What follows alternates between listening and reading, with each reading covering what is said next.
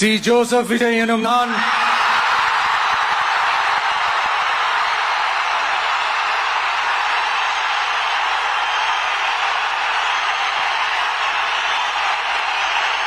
சட்டப்படி அமைக்கப்பெற்ற இந்திய அரசியல் அமைப்பின்பால் உண்மையான நம்பிக்கையும் மாறா பற்றும் கொண்டிருப்பேன் என்றும் இந்திய நாட்டின் ஒப்பில்லாத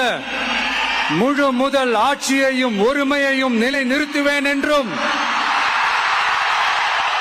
தமிழ்நாட்டு அரசின் முதலமைச்சராக உண்மையாகவும் உளச்சான்றின்படியும் என் கடமைகளை நிறைவேற்றுவேன் என்றும் அரசியல் அமைப்பிற்கும் சட்டத்திற்கும் இணங்க